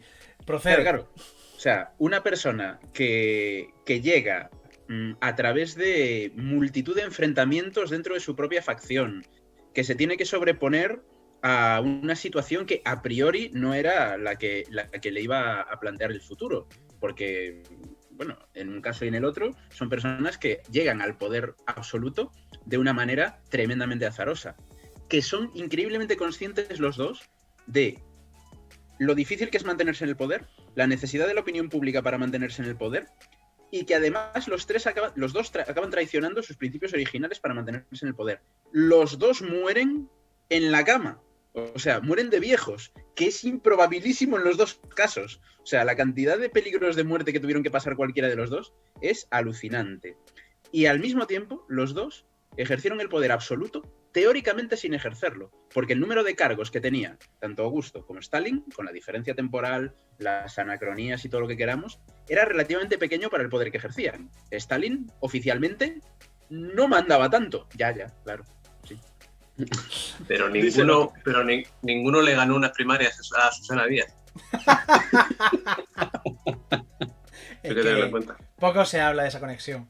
Bueno, claro. Pasando a otro tema, vamos a hacer un poco de labor social para esa gente a la que le gusta mucho el arte, pero a lo mejor no conoce al X sitio que está muy bien, pero no es tan conocido.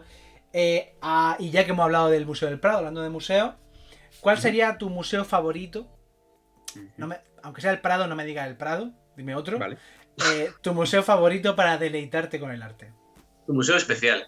Yo es que lo digo muchas veces, así que no es misterio. La gente que más o menos me conoce sabe que es el Museo Thyssen. O sea, a mí el Museo Thyssen me encanta. Y, a ver, el Museo del Prado es insuperable y evidentemente le tengo un cariño especial.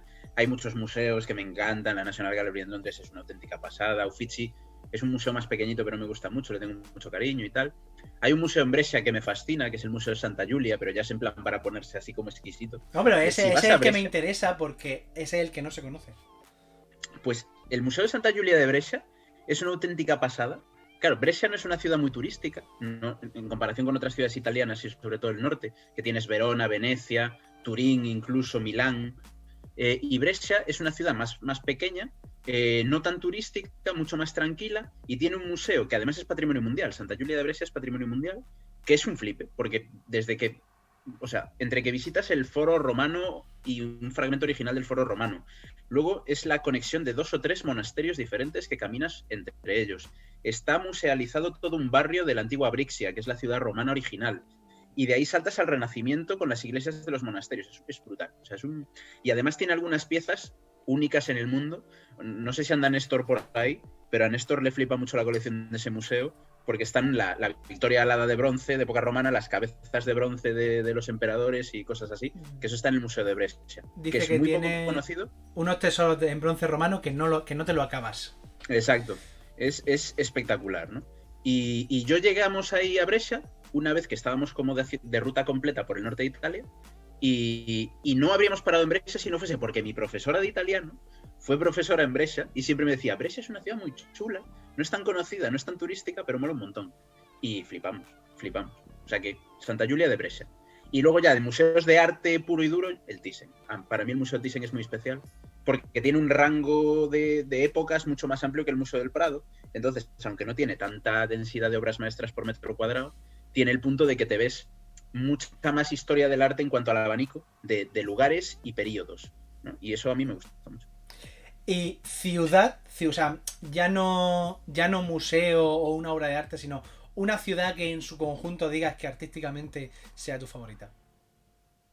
Berlín.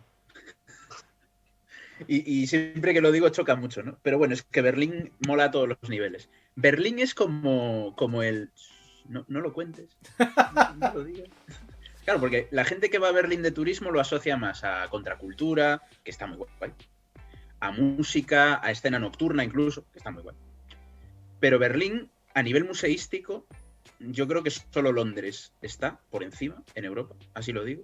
Igual, no sé, no conozco Moscú, pero habría que verlo. París no está en Europa, al nivel en Europa ya es relativo. Claro. París no está al nivel de Berlín y Madrid podría estar, pero ahí, ¿no? Berlín es un desmadre y a nivel de museos es que tienen de todo, literalmente, y de todo y mucha calidad y calladitos, porque luego cuando hablamos de los que se llevaban las cosas a sus países, siempre nos acordamos del British, pero llegas a la isla de los museos y flipas. O sea, cuando estás en el Museo de Pérgamo, que ya no es el altar de Pérgamo, y el mercado de Mileto, y la puerta de Istar, no, que hay una habitación de la Alhambra, que llegas allí y dices, ¡hostia! Una habitación de la Alhambra, allí en Berlín, alucinas por color, es como palasaca. Pero es cierto que es una ciudad muy de disfrutar, ¿no? Hay de lo que quieras tienes en Berlín, y eso mola. La Alhambra de Córdoba, como ha dicho Lucía. Ahora dándole un poco la vuelta a esto, que es algo que también a veces trata en redes sociales y creo que es importante ponerlo sobre la mesa. Venecia sufre por el turismo, el Taj Mahal sufre por el turismo, el Museo del Louvre sufre por el turismo. Muchas veces parece que viajamos más por el check de he ido a tal sitio que porque tengamos esa inquietud. ¿Hay alguna manera, se puede alcanzar un equilibrio entre un turismo razonable que sea económicamente beneficioso para un sitio y esa masificación que es la que estamos viviendo en tantos lugares? ¿Hay alguna vía? Existir existe, y tienes un montón de regiones y zonas en Europa que te lo demuestran, y en otros países, ¿no? Yo siempre pienso en Cinque Terre, que es una región de Italia que es turística, pero no masiva. Y viven bastante bien del turismo. Pero es un ejemplo más, es uno como podrían ser muchos. Escocia, por ejemplo. Es cierto que Escocia antes de la crisis del coronavirus estaba masificando más, pero en general Escocia tiene otro tipo de turismo, ¿no? Porque es también el producto que vendas. O sea, la gente que va a Escocia lo que busca es ver castillos y ver paisajes rollo Los Inmortales, ¿no? Y subirte ahí a las Highlands y qué verde era mi valle. Y todo este rollo, ¿no? O irte a una de estas islas semidesiertas y todo el rollo que tiene lo de irte a Escocia. Pero sí existe. Lo que pasa es que los lugares de los que hablabas, todos tienen ese punto de un tipo de explotación completamente distinto, ¿no? El Louvre tiene lo que tiene, o tenía lo que tenía antes de la pandemia, porque quería. Es decir, es evidente que ellos son los primeros responsables de lo que tenían. Venecia es muy evidente que es cosa de ellos. Y el Taj Mahal es muy evidente que también es cosa de ellos, ¿no? Hay más casos, ¿eh? Yo, un ejemplo. Cuando yo quiero que alguien sea consciente de a dónde nos lleva la masificación turística no canalizada, yo siempre le digo a la gente que entre a través de Google Street View en las cataratas del Niágara, que es una cosa muy bonita de hacer. Vas a las cataratas del Niágara, das la vuelta, o sea, miras hacia donde no es la foto y te coges una depresión profunda, ¿no?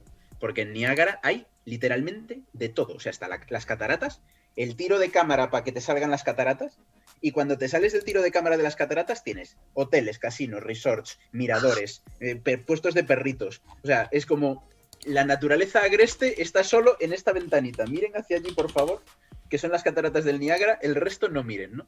Y ese es el destino al final de casi todos estos sitios. En muchos ya sucede, ¿no? En muchos lugares. Es verdad que ahora con el tema del COVID parece que esto se ha olvidado. Y supongo que se tardará mucho en recuperar el flujo de antes de la pandemia. Pero bueno, la mayoría de los sitios que están en esta situación es porque se lo han buscado. Y los que no están, muchos quieren estar, ¿eh? O sea que al final es un poco eso. Si tú intentas llevarlo por otro camino, por más el camino de ven, estate un rato, échate un tiempo, relájate, disfruta, al final lo tienes. La Toscana es un destino turístico top, pero top mundial, y todo el mundo va a la Toscana, y todos los norteamericanos y norteamericanas de Estados Unidos quieren pasar unas vacaciones románticas en la Toscana, y quitando 1 o 2 puntos de la Toscana, básicamente delante de la Torre de Pisa y el centro de Florencia no la punta, no tienes esa sensación de presión turística exagerada. Y la Toscana recibía una burrada de visitantes y de turistas extranjeros, sobre todo norteamericanos y japoneses. O sea que, bueno, y además te enamoras siempre, que lo he visto yo en las películas estas de la siete. es que por eso va la gente, ¿no?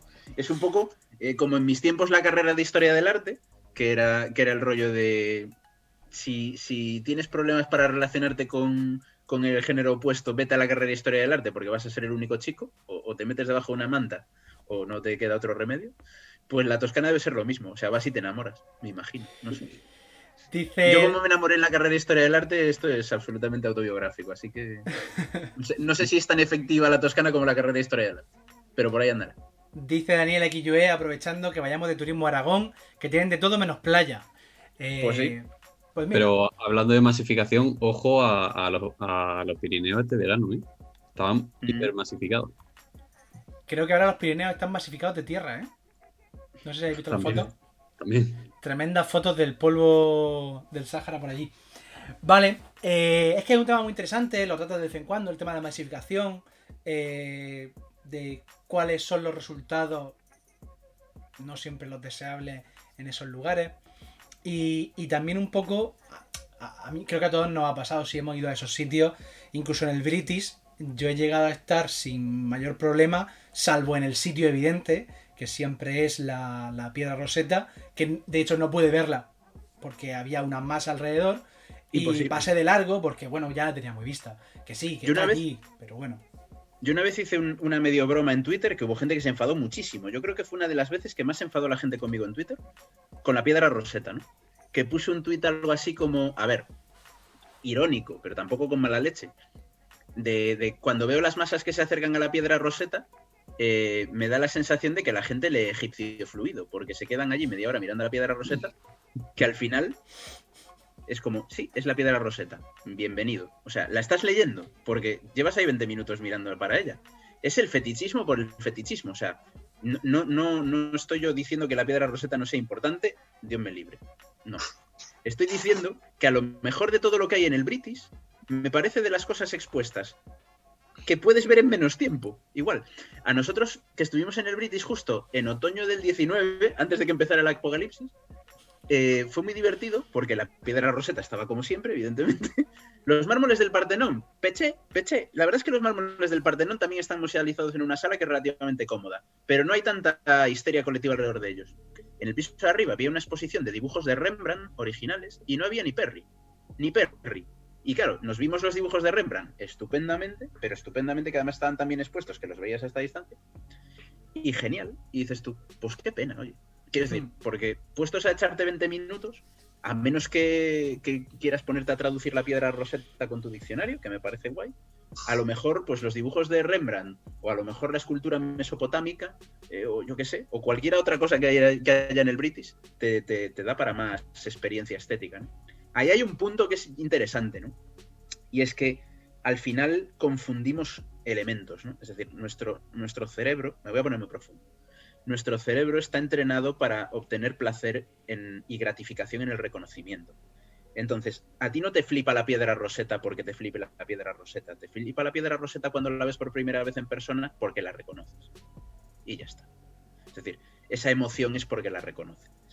No es la emoción que te embarga si ves una película que te ha emocionado en su argumento y que te ha llevado el guión, la música, la dirección, los intérpretes por un camino emocional. No, ves la piedra Rosetta y te da como arrechucho, igual que si vas por la calle y te encuentras con Miguel Bosé, que igual no eres fan de Miguel Bosé, pero te da un Miguel poco, Bosé, te da algo. te da un poco, sí, es el de verdad, ¿no? Es el de verdad, es un poco ese punto. Y yo creo que, volviendo al tema del turismo, eso se ha explotado mucho en el turismo, ¿no? Ese rollo de la gente no va masivamente a los sitios más bonitos, porque sitios bonitos en el mundo hay mogollón. Va a los sitios bonitos famosos. Y esa es la parte curiosa, ¿no? Que hay una anécdota que para mí, o sea, todo el que haya pasado tiempo en Florencia lo sabe. En Florencia hay un sitio que se llama Piazzale Michelangelo, que es el sitio al que van los autobuses de turistas de excursión, desde donde se ve el Arno, iba a decir el Tíber, el Arno, la Catedral de Florencia de fondo, la Santa Croce, ¿no? Y es como desde donde los turistas van a ver la puesta de sol. Y está petado. Todas las tardes a la hora de la puesta de sol aquello estaba petado. Tú subes 20 metros más arriba y en San Miniato al Monte, que es una iglesia maravillosa, está arriba, no hay ni Perry tampoco. Y es como, pero si desde aquí se ve mejor y estás más tranquilo. Pero todo el mundo va al mismo sitio porque es el sitio que las guías le dicen que es el sitio al que tienen que ir y todo ese rollo. Yo creo que lo hablaba mucho con Marc Casanovas, que es periodista y que ha escrito varios artículos. Me ha entrevistado varias veces para Traveler, que es una revista de turismo, pero que es una revista de turismo que ejerce también un poco esta idea de crítica sobre esto. Y yo le decía, mira, uno de los grandes males de esto son las famosas listas de los 10 sitios de no sé dónde que no te puedes perder. Porque si encima no le explicas a la gente por qué no se los puede perder, pues ya me dirás. En plan, no te pierdas el sitio en el que apuñalaron a Julio César. Pues a lo mejor el sitio que apuñalaron a Julio César es más friki para ir que otros sitios que la gente va en Roma, no sé. Por poner un ejemplo. Pues, enlazando con eso de las imágenes que reconocemos, tengo una pregunta para cerrar.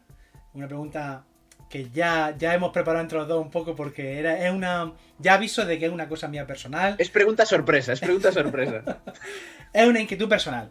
Y es el tema de, precisamente, del uso del arte para inmortalizar tanto... pues, por ejemplo, durante el siglo XIX con el nacionalismo se inmortaliza muchos momentos de la historia. Por influencia del nacionalismo se empieza a hacer estos cuadros históricos, etcétera. Entonces, digamos que hay una intención de, bueno, vamos a poner en imagen nuestra historia. Esa idea de inmortalizar el pasado de una nación, o el pasado, o incluso una institución, etcétera, me interesa bastante. Y por poner un ejemplo concreto, el caso de la Iglesia Católica quizás es uno de los que tenemos más presentes, porque es esa institución que ha estado ahí siempre y sigue entre nosotros, esos 2000 años, ¿no?, que se suele decir. Entonces, mi pregunta es, ¿qué supone para nosotros, siglo XXI, que cuando pensemos en la Iglesia Católica, no pensamos en la Iglesia Católica del siglo IV, ¿vale? Bueno, yo digo Iglesia Católica, pero entendemos, Iglesia cristiana, bla, bla, bla. Sí. pensamos en la Iglesia Católica, casi que viene a nuestra cabeza una serie de imágenes artísticas normalmente, que son las que han querido o las que se han plasmado mejor y de manera más sistemática. Entonces, ¿qué supone para nosotros eso? Y la pregunta sería también si podríamos decir que, digamos que pensamos en un determinado movimiento artístico o en un par o en tres cuando pensamos en la Iglesia. Además de por qué no evolucionan. Insisto, meto la Iglesia porque es uno muy claro, pero podemos meter cualquier otra institución que coja una imagen concreta para representarse. Entonces, ¿por qué esa inmovilidad? ¿Qué supone que congelemos en el tiempo la institución? También. Algo así. Sé que... Más que una pregunta, tenemos una reflexión. No, la reflexión quiero que la haga él. La reflexión quiero que la haga él. Es como esto más que una pregunta, es una reflexión. Juanje es esa persona de los congresos y las conferencias que hace una reflexión. Siempre me he distinguido por no ser esa persona. Pero hoy quiero que lo seas tú. Es un temazo, ¿no? Y es cierto que, por ejemplo, las religiones en general, desde el punto de vista artístico, tienden a ser alerta generalización, ¿vale? Que luego la gente se pone nerviosa con las generalizaciones. Las religiones tienden a ser bastante tradicionales. No tienden a tener grandes cambios visuales, ¿no? Hay unas que más que otras, pero incluso muchas veces cuando avanzan estéticamente luego acaban volviendo un poco al redil, ¿no? La Iglesia es un caso muy interesante, que a mí me interesa además mucho precisamente por eso, ¿no?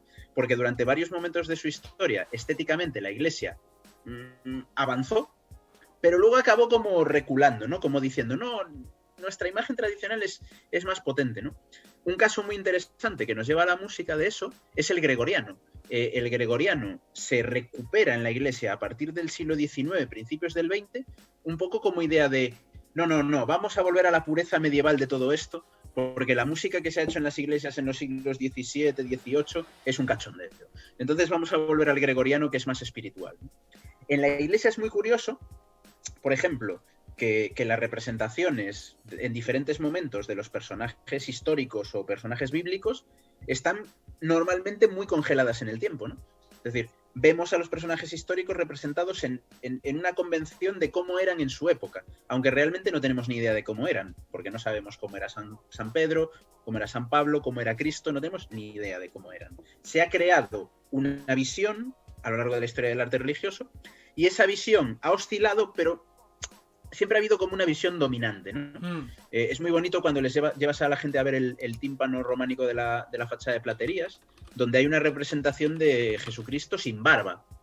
Y claro, la gente se queda como, pero no tiene barba, ¿no? Porque en la Edad Media todavía no estaba tan clara una visión dominante, asentada como va a quedar a partir del Renacimiento. Es cierto que yo creo que la Iglesia se asocia fundamentalmente a dos épocas estéticamente. El gótico, hay muchas cosas estéticamente de la Iglesia que nacen en el gótico, triunfan y más o menos se van a quedar por ahí. La imagen de la Virgen María tiene mucho que ver con el gótico, aunque ya existiera antes.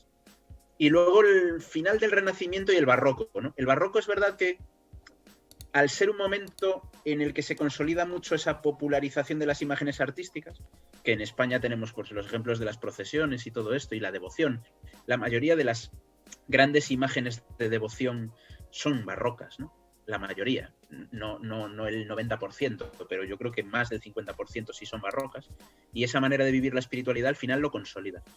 ¿Cuál es el resultado? Pues que es extraño, o se nos hace raro, ver otros lenguajes artísticos más modernos en relación con la religión. Y cuando los hay, casi siempre son bastante clásicos. Por ejemplo, si vemos los cuadros religiosos del siglo XIX, del romanticismo y tal, suelen ser bastante clasiquitos, no suelen evocar ideas medievales. Estoy pensando, por ejemplo, en estas ruinas de iglesias de Friedrich, de mi colega Caspar, o cosas así, que al final siempre vuelven hacia atrás. Pero no tenemos mucho arte cristiano de vanguardia del siglo XX, por ejemplo. No es frecuente. Es como que no es un lenguaje que encaje. Incluso cuando hay obras de arte del siglo XX en iglesias, a la gente le choca. Y si os fijáis, en España que tenemos la imaginería religiosa, la imaginería religiosa que se hace hoy día, es decir, lo que los imagineros hoy día construyen y fabrican, son imágenes que podrían ser del siglo XVII y XVIII perfectamente. Son Cristos barrocos, últimas cenas barrocas, prácticamente barrocos, o sea, se hacen con la misma estética. Esto es muy interesante, ¿no? Y una Porque- cosa, siendo siempre, habitualmente el arte se ha usado precisamente para llegar al fiel. Sí, Y congelar en el tiempo la imagen, ¿no parece contraproducente el que no se adapte un poco? No digo... eso es interesante. Eso se lo planteó el Concilio Vaticano II. Vamos a hablar aquí de cosas serias. Y el Concilio Vaticano II tomó una calle que un profesor de historia de la música mío dijo que fue el final de la pompa y el boato de la iglesia. Que fue la guitarra, ¿no? La guitarra de tu profesor y tu profesora de religión, ¿no? El famoso alabaré a mi señor. Básicamente, en el Vaticano II tiraron por la música. Es decir, dijeron, algo hay que modernizar aquí y tiraron por la música. Y entonces, bueno, no solo eso, evidentemente, las lenguas vernáculas en el oficio, que es muy importante, pero esa idea de no, en la iglesia no vamos a cantar en latín, ni vamos a cantar en italiano, vamos a cantar en catalán, en gallego, en castellano, en lo que sea la lengua de la persona, y canciones populares y música que recuerde más a la música actual.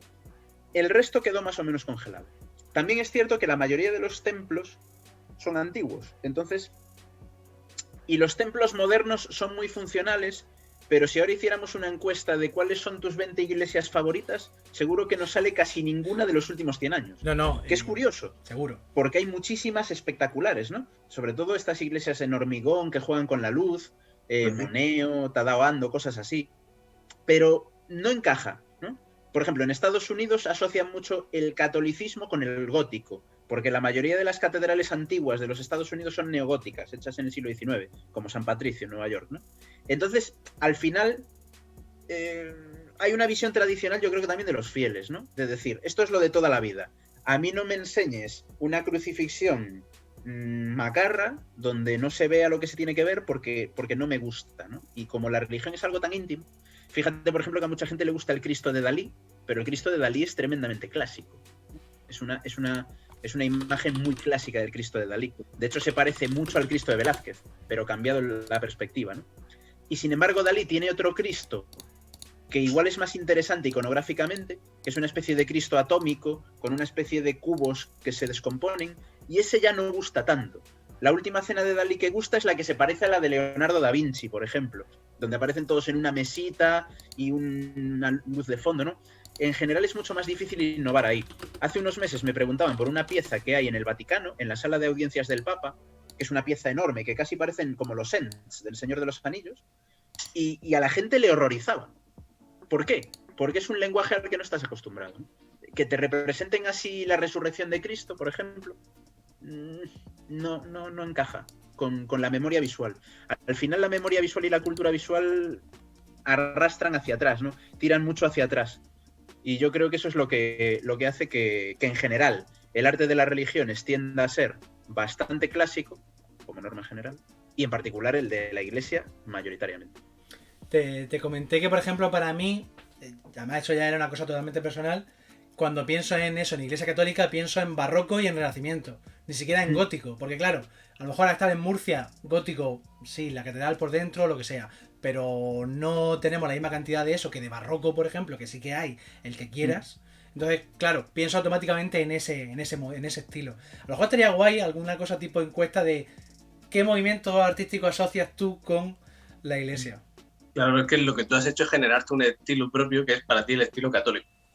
Sí. Y al fin y al cabo es lo que entiendo que lo que está comentando Miguel Ángel es que las religiones hoy en día acaban haciendo un reduccionismo estético para hacer esa equiparación. Lo que he comentado de la iglesia, de la catedral o de la iglesia en Estados Unidos, o al fin y al cabo se tiene que asemejar a estilo católico, estilo protestante, estilo musulmán, es decir, todo muy reduccionista para que acotes más. Claro, y como que se consolida con tanta fuerza y tiene tanto éxito que al final es muy difícil cambiarlo, ¿no? Incluso aunque se quisiera, es muy difícil cambiarlo. O pasan ya las generaciones, ¿no? Ahora todo el mundo está muy acostumbrado a que se cante en la misa en la misma lengua que tú hablas.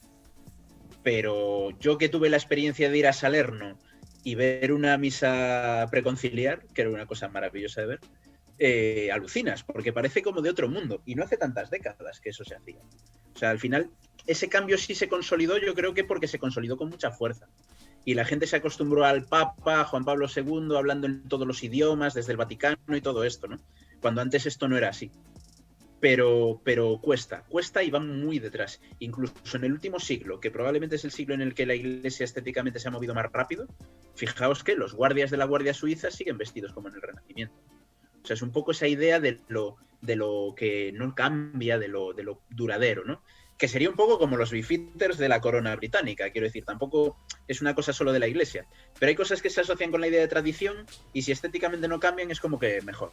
Claro, es lo que te decía, que en realidad hemos puesto ese ejemplo porque es uno que todos tenemos presente, pero Claro. es algo que se produce, eso, hay naciones que lo hacen de una manera, bueno, estados-nación más que naciones, y movimientos que cogen una línea, un movimiento artístico y es como este es el nuestro y no vamos a salir de aquí porque es lo que nos representa. Sí, sí. En Estados Unidos, la democracia estadounidense tiene el neoclasicismo neopaladiano, que para ellos es classic, y al final es un poco esa idea. Todos los edificios públicos oficiales tienden a ser de ese tipo, y de ahí viene un poco esta línea que Trump en sus últimos días pretendía, ¿no? De abolir la arquitectura actual de los edificios federales, ¿no? Y volver solo a los estilos que se asocian con la grandeza del Estado, ¿no? Que es una cosa bastante disparatada desde el punto de vista de lo que es la arquitectura hoy día, pero que tiene sentido desde el punto de vista propagandístico y de propaganda del propio Estado, ¿no? Es esa idea de no, si es un edificio federal tiene que tener columnas grandes blancas en la puerta y un frontón triangular. Y ahí sabrás que es un edificio federal, ¿no? Eso Estás es... describiendo la Asamblea Regional de Murcia, de ostras. Cartagena. No la tengo ahora en la mente. No, Hostia, pues pues mira. la gente tiene que echarle un vistazo porque ese, no sé qué estilo es. Vamos a decir ecléctico, como estaba diciendo Jesús antes, pero A ver, Es un intento de modernismo. sí, una cosa. porque no había visto yo esta fantasía nunca. Merece un análisis detenido. Es Te maravilloso. lo dejamos ahí para que reflexiones. Bueno, la gente tiene que saber también, porque estamos hablando del tema del Concilio Vaticano II, que tiene mucha tela, y esta semana hemos hablado de revoluciones, pero es que la gente tiene que saber que barajamos ese tema para meterlo en este programa como revolución. Es que nos parecía tan fuerte, es decir, ya que ha salido el tema, otro día podemos desarrollarlo más, pero es muy interesante. Sí, bueno, es que el Vaticano II, claro, es un momento crítico, ¿eh? Es un momento crítico en el que se hace un cambio fuerte. Yo creo que de los 4 concilios más potentes que ha tenido la Iglesia en sus 2000 años de historia. Y con cambios muy profundos. Veremos en los próximos siglos si esos cambios se mantienen o no hay otros cambios por encima más potentes. Pero el cambio del Concilio Vaticano II es muy fuerte. Muy, muy fuerte. Pues Bueno, yo... ahora que ha salido la Asamblea Regional, no nos podemos ir sin desvelar un secreto. Y es que Miguel Ángel Cajigal Vera tiene orígenes murcianos. Cierto. Mis dos apellidos, yo soy gallego, pero mis dos apellidos son de fuera de Galicia. El primero, Cajigal, es cántabro y el segundo, Vera, es murciano, efectivamente. De hecho, yo tuve familia, y todavía tengo familia, claro, lejana, en Cartagena. O sea que... Pues mira, qué bonito que hayamos cerrado con esa imagen de la Asamblea Regional de la Región de Murcia en Cartagena para cerrar el círculo ya definitivo. Ha quedado precioso. Si es que Sí, no lo he ensayado, ¿eh? Murcia está en todas partes y lo que pasa es que la gente no lo sabe. Yo, de hecho, estoy seguro de que cuando me llamasteis para el programa era por la cuota murciana. Se consideró. Por el acento. Bueno, pues Miguel Ángel, barroquista, Chicos, muchas gracias, de verdad. a vosotros, como siempre. Y antes de irme, decir una cosa para la gente que nos ve. Que os lo he dicho a 2 de vosotros, pero no a los 3 y tampoco en público. El currazo que hacéis en el programa es bestial. Y yo la verdad es que creo que esto no sería lo mismo sin vosotros, de verdad. Y yo, desde luego, cuando supe que estabais vosotros, me subí a bordo sin dudarlo. O sea que gracias a vosotros en realidad por el currazo que hacéis, que es una auténtica locura. Muchas gracias. A ti. Muchas gracias. Gracias. Pues bueno, volverás aquí, ya lo sabes, todos pasaréis un par de veces, todos los colaboradores, así que Bueno. la próxima vez pues prepararé otra pregunta así compleja para que esto no sea así muy sencillo. Así Las que- preguntas de Juanje. Hay Sí. que poner una sección ahí en el programa. Venga. Así que nada, muchísimas gracias y nos volvemos a ver. Chao, chao. Chao. Para los espectadores, bueno, pues el jueves, ya sabéis, el jueves a las 10 en la 2 tenéis un nuevo programa del Condensador de Fluzo. Y el domingo que viene volvemos con Merienda Fluzo, con 2 invitados, que bueno, ya veremos quiénes son. Por ahora no vamos a depelarlo. Así que nada, David, Isaac, si queréis despedir vosotros. Yo tengo una pila de exámenes aquí esperándome. No. Pues es que no hay mejor despedida que esa. Nada. No hay mejor despedida que esa. Así que no vamos a decir ni hasta luego.